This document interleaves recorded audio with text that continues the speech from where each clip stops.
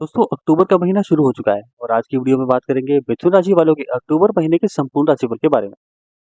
यह महीना आपके लिए उतार चढ़ाव से भरा रहने की संभावना है। आपको कई मामलों में सावधानी से गुजरना होगा। पारिवारिक मसलों पर ध्यान देना बेहद आवश्यक होगा, क्योंकि पारिवारिक जीवन में उथल पुथल मची रहने की संभावना है। जहाँ तक आर्थिक स्थिति का सवाल है, तो वे मध्यम रूप से आपको धन प्राप्ति के योग दिखाती है। महीने के पूर्वार्ध में समस्याएं अधिक रहेंगी। उत्तरार्ध में आमदनी में बढ़ोतरी हो सकती है। कोई ना कोई खर्चा आपका लगा रहने की संभावना है। लंबी यात्राएं थका देने वाली होंगी। नौकरी में कठिन चुनौतियां आपका स्वागत करेंगी, तो व्यापार करने वाले जातकों को विदेशी माध्यमों से अच्छा लाभ मिलने की संभावना है। विद्यार्थी वर्ग के लिए महीने का पूर्वार्ध अच्छा रहेगा और उसमें आपको शिक्षा में अच्छी सफलता मिल सकती है। प्रेम प्रसंग के लिए महीने का पूर्वार्ध जाना अनुकूल है। रिश्ते में मजबूती आएगी। वैवाहिक जीवन व्यतीत कर रहे जातकों को कुछ चुनौतियों का सामना करना पड़ सकता है। स्वास्थ्य को लेकर भी आपको समस्याओं का सामना करने के लिए तैयार रहना चाहिए, लेकिन आपका आत्मबल इतना कमजोर नहीं है। आप हर समस्या का डटकर सामना करेंगे, इससे बहुत सारी चुनौतियों से आसानी से बाहर निकल जाएंगे। चलिए बात कर लेते हैं आपके करियर यानी कार्य क्षेत्र की। करियर के दृष्टिकोण से यह महीना उतार चढ़ाव से भरा रहने की संभावना है। पूरे महीने दशम भाव में राहु महाराज विराजमान रहेंगे और दशम भाव के स्वामी बृहस्पति महाराज द्वादश भाव में विराजमान रहेंगे, जिससे कार्य क्षेत्र में आपको व्यस्तता का सामना करना पड़ेगा। आपकी भागदौड़ बनी रहेगी और एक पल का भी आराम नहीं मिलेगा। सूर्य बुध की दृष्टि महीने की शुरुआत से आपके दशम भाव में रहने वाली है, जिससे कार्य क्षेत्र में आपको फूक फूक कर कदम रखना पड़ेगा और किसी से भी व्यर्थ उलझने से बचना होगा। नहीं तो चुनौतियां आपके लिए तैयार रहेंगी। छठे भाव के स्वामी मंगल महाराज महीने के पूर्वार्ध में आप ही की राशि में विराजमान रहेंगे, जिससे आप खुद झगड़ा करने की प्रवृत्ति महसूस कर सकते हैं। इससे जहां तक संभव हो बचने की कोशिश करें, नहीं तो आपको परेशानियां होंगी। 20 अक्टूबर के बाद मंगल दूसरे भाव में चले जाएंगे, तब इन स्थितियों में कुछ सुधार होगा, लेकिन आपकी वाणी में कड़वाहट बढ़ेगी। इसलिए कार्य क्षेत्र में सबसे प्रेम पूर्वक बोलने की कोशिश करें और माहौल को हल्का बनाए रखें। इसी से आपको लाभ होगा। व्यापार करने वाले जातकों के लिए यह महीना उतार चढ़ाव से भरा रहेगा। सप्तम भाव के स्वामी बृहस्पति महाराज पूरे महीने द्वादश भाव में विराजमान रहेंगे, जिससे आपको विदेशी माध्यमों से अपने व्यापार में कुछ नए रास्ते दिखाई देने लगेंगे और उससे आपको लाभ होगा। दूर देश और दूर राज्य से आपको अच्छा लाभ होने की उम्मीद करनी चाहिए। व्यवसाय के लिए आपको कुछ नई तरीकों को अपनाने की आवश्यकता होगी। इसके अतिरिक्त कुछ नए युवा लोगों को अपने काम में मौका दें, तब जाकर आपको अच्छी सफलता मिलने की कामना करनी चाहिए। चलिए बात कर लेते हैं आपकी फाइनेंशियल यानी आर्थिक स्थिति के बारे में। यदि आपकी आर्थिक स्थिति को देखा जाए, तो महीने की शुरुआत में शुक्र महाराज आपके पंचम भाव में बैठकर एकादश भाव को पूर्ण सप्तम दृष्टि से देखेंगे और वक्री शनि महाराज नवम भाव में बैठकर भी एकादश भाव को देखेंगे। इससे आपकी आर्थिक स्थिति में मजबूती बनी रहेगी। आपको धन प्राप्ति होती रहेगी, लेकिन बृहस्पति महाराज के द्वादश भाव में विराजमान रहने से खर्च भी लगातार बने रहेंगे और 9 अक्टूबर से बृहस्पति के वक्री हो जाने के बाद खर्चों में अप्रत्याशित बढ़ोतरी के संकेत मिलते हैं। इसलिए आपको इस महीने खर्चों पर विशेष रूप से ध्यान देना होगा।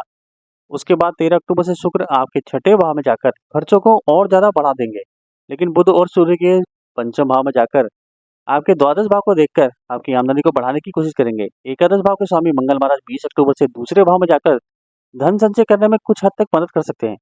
इसलिए आपको अपने धन को सही तरीके से इस्तेमाल करना चाहिए, ताकि आर्थिक चुनौतियों में कमी रह सके। यदि आप कोई व्यापार करते हैं, तो विदेशी माध्यमों से आपको धन लाभ हो सकता है, जिससे आपकी आर्थिक स्थिति में अच्छा सुधार देखने को मिलेगा। चलिए बात कर लेते हैं आपकी हेल्थ यानी स्वास्थ्य की। यह महीना स्वास्थ्य के दृष्टिकोण से उतार चढ़ाव से भरा रहने की संभावना है। पूरे महीने बृहस्पति महाराज आपके द्वादश भाव में विराजमान रहेंगे और 9 अक्टूबर से वक्री भी हो जाएंगे।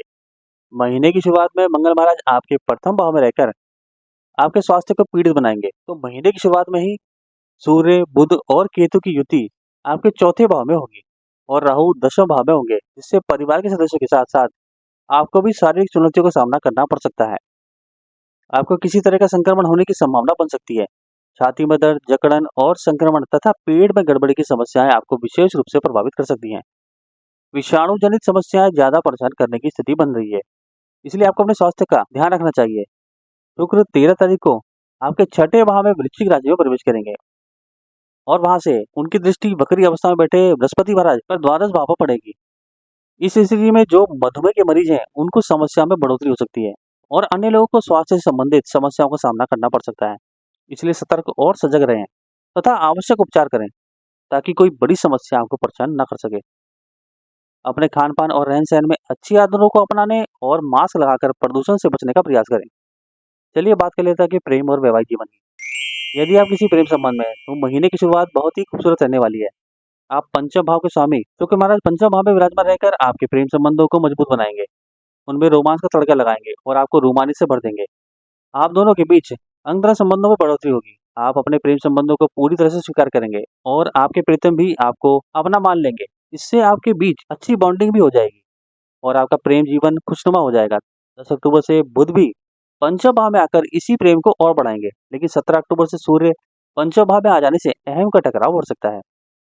फिर 13 अक्टूबर से शुक्र भी आपके छठे भाव में चले जाएंगे, जिससे कुछ तनाव बढ़ने की स्थिति रहेगी। और 20 अक्टूबर से मंगल कर्क राशि में दूसरे भाव में जाकर वहां से चतुर्दृष्टि पंचम भाव पर डालेंगे, जिससे अहम का टकराव और कहासुनी तथा झगड़े की स्थिति बन सकती है। इस प्रकार कहा जाए तो महीने का पूर्वार्ध आपके प्रेम संबंधों को मजबूत बनाएगा और उसी के सहारे आपको पूरा महीना बिताना चाहिए। लेकिन महीने का उत्तरार्ध कुछ कमजोर रह सकता है, जिस पर आपको ध्यान देने की आवश्यकता होगी। यदि विवाहित जातकों की बात की जाए तो महीने की शुरुआत में मंगल प्रथम भाव में बैठकर आपके सप्तम भाव को पूर्ण सप्तम दृष्टि से देखेंगे, जो आप और आपके जीवन साथी के बीच वैचारिक मतभेद को बढ़ा सकते हैं। सप्तम भाव के स्वामी देवगुरु बृहस्पति महीने की शुरुआत से अंत तक आपके द्वादश भाव में बने रहेंगे। वह स्थिति भी आपके वैवाहिक जीवन के लिए अनुकूल नहीं कही जा सकती। और 9 अक्टूबर से बृहस्पति महाराज वक्री अवस्था में आ जाएंगे, इसलिए वैवाहिक जीवन को संभालना और दूसरे से प्रेम पूर्वक व्यवहार करना आपके लिए आवश्यक होगा। कर्क राशि के 20 अक्टूबर को जानने के बाद आपके लिए मुश्किल हो जाएगा, इसलिए यदि आप अपने रिश्ते को संभालना चाहते हैं तो संयम और संतुलन से आप इस समय को साधने की कोशिश करनी होगी, अन्यथा समस्याएं बढ़ सकती हैं। चलिए बात कर लेते हैं आपके पारिवारिक जीवन के बारे में। यह महीना पारिवारिक तौर पर उतार चढ़ाव से भरा रहने वाला है। महीने की शुरुआत में चौथे भाव में सूर्य, केतु और बुध विराजमान रहेंगे और दशम भाव में राहु की उपस्थिति होगी। इसके अतिरिक्त मंगल की दृष्टि भी चतुर्थ भाव पर होगी, जिससे पारिवारिक जीवन में तनाव और टकराव की स्थितियां होंगी। परिवार के बुजुर्गों, विशेष रूप से आपके माता पिता का स्वास्थ्य समस्याएं पीड़ित कर सकती हैं। दसवें भाव में बैठे देवगुरु बृहस्पति की दृष्टि चतुर्थ भाव पर होने से कुछ समस्याओं में कमी रहेगी, लेकिन वह भी 9 अक्टूबर से वक्री हो जाएंगे। तो आपको अपने परिवार के सदस्यों का और उनके स्वास्थ्य पर ध्यान देना होगा। घर की अशांति को दूर करने के लिए आपको हर संभव प्रयास करने की आवश्यकता पड़ेगी। 10 अक्टूबर से बुध तुला राशि में आपके पंचम भाव में जाएंगे और सूर्य भी 17 अक्टूबर से तुला राशि में चले जाएंगे। इससे आपको कुछ हद तक पारिवारिक संबंधों में तनाव में कमी महसूस होगी। 20 अक्टूबर से मंगल कर्क राशि में आपके दूसरे भाव में जाएंगे, जिससे आपकी वाणी में कड़वाहट बढ़ेगी और कुटुंब के लोगों से कहासुनी और तनाव बढ़ सकता है। इसलिए इस पूरे महीने पारिवारिक जीवन पर विशेष रूप से ध्यान केंद्रित करना होगा। जहां तक आपके भाई बहनों का सवाल है, वह आपके साथ सहयोग करेंगे और आपकी हर संभव सहायता करेंगे। एक अच्छे भाई बहन के रूप में वे आपके हमसाथी और हमराही बनेंगे और आपको हर चुनौती से बाहर निकालने में मदद करेंगे। अब आपके लिए कुछ उपाय हैं। पहला, आपको श्री विष्णु सहस्त्रनाम स्तोत्र का प्रतिदिन पाठ करना चाहिए। दूसरा, शनिवार के दिन शनि मंदिर में जाकर साफ सफाई का काम करें। तीसरा, शुक्रवार के दिन स्फटिक की माला से श्री महालक्ष्मी मंत्र का जाप करना आपको आर्थिक चुनौतियों से बाहर निकालने में मददगार बनेगा। आज की वीडियो में बस इतना ही। हरे कृष्णा।